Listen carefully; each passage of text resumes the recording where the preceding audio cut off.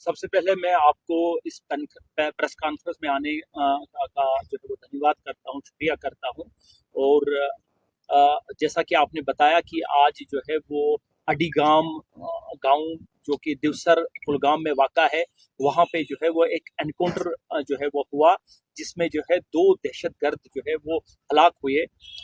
मैं ये बताता चलूं कि ये एनकाउंटर जो है वो इसमें जो है वो एक स्पेसिफिक जो है वो खबर जो थी उस पे जो है वो काम करते हुए जो है वो आर्मी, पुलिस और सीआरपीएफ के जो है वो जवानों ने इस गांव जो पर्टिकुलर जो है वो घर का और जो पर्टिकुलर मोहल्ला है उसका मुहासरा किया।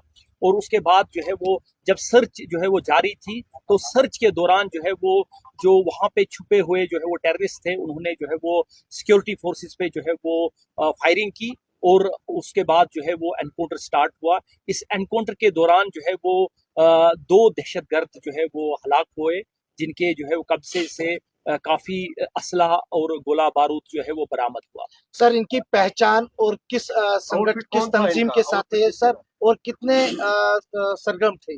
देखिए, मैं बताता चलूं कि जो हमें एनकाउंटर साइट से सर्च के दौरान जो है वो हमें 2 डेड बॉडीज मिली। डेड बॉडीज जो है वो की पहचान करना बड़ा मुश्किल है। उसका जो है वो इन्वेस्टिगेशन जारी है। उसमें हमने डीएनए जो है वो सैंपल्स लिए हुए हैं।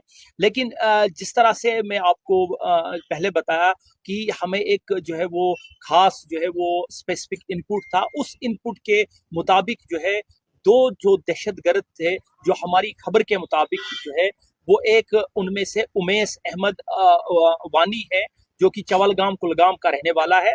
ये उमेश अहमद वानी जो है वो टीआरएफ तंजीम से ताल्लुक रखता था, और ये 2020 से जो है वो उसने जो है वो टेररिस्ट रैंक्स जो है वो ज्वाइन की।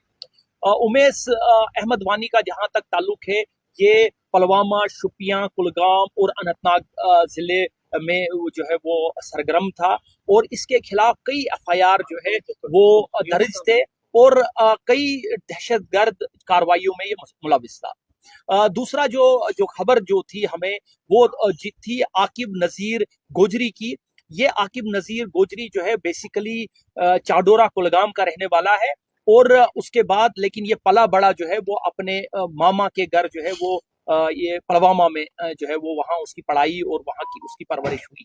ये आकिब शेर गुजरी जो है 2022 से जो है वो अगस्त 2022 से जो है वो दहशतगर्द तंजीम के साथ वाबस्ता रहा, और ये भी कई दहशतगर्द कार्रवाइयों में जो है वो शामिल था, और इसके खिलाफ जो है वो डिस्ट्रिक्ट कुलगाम में, डिस्ट्रिक्ट पुलवामा में कई एफआईआर जो है इसके खिलाफ दर्ज थे।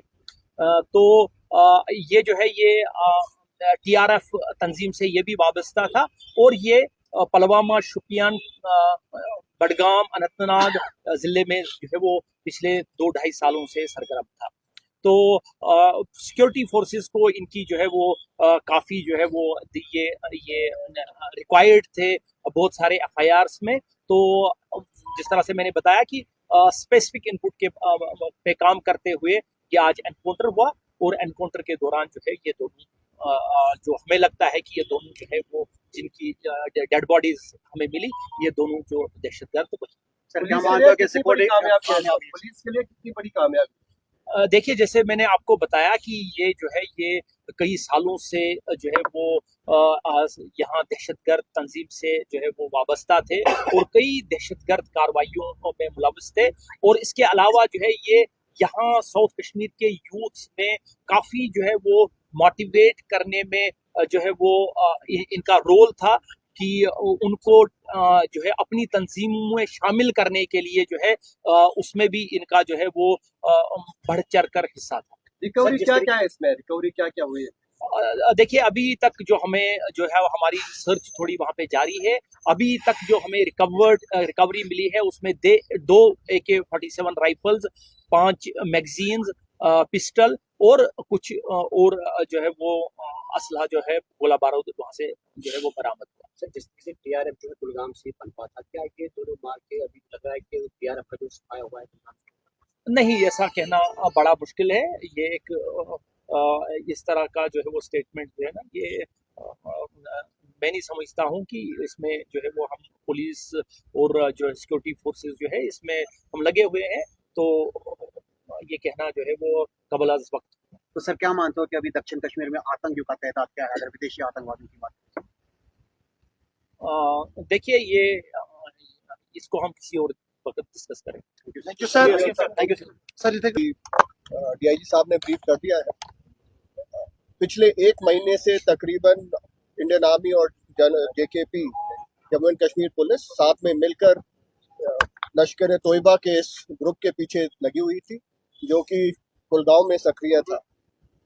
हमें एक बड़ी कामयाबी तब मिली जब आज सुबह 3:30 बजे 28 सितंबर को हमें इनपुट मिला, पिन पॉइंट इनपुट, जिसके मुताबिक उमेश वानी जो कि साउथ कश्मीर के एलईटी यानी लश्कर ए तोयबा का सबसे बड़ा टेररिस्ट एक संदिग्ध इलाके में घुसा था अड़ीगांव विलेज में। उस पर तुरंत कार्रवाई करते हुए 9 बटालियन राष्ट्रीय राइफल, जेकेपी और 163 सीआरपीएफ बटालियन, इन तीनों ने मिलकर एक योजना बनाई और एक जॉइंट ऑपरेशन लॉन्च किया 4:30 बजे के आसपास। बड़ी तेजी और होशियारी से हमारे जवानों ने हरकत की और पूरा सरप्राइज हासिल करते हुए अगले 20 मिनट के अंदर कॉर्डन स्थापित कर दिया।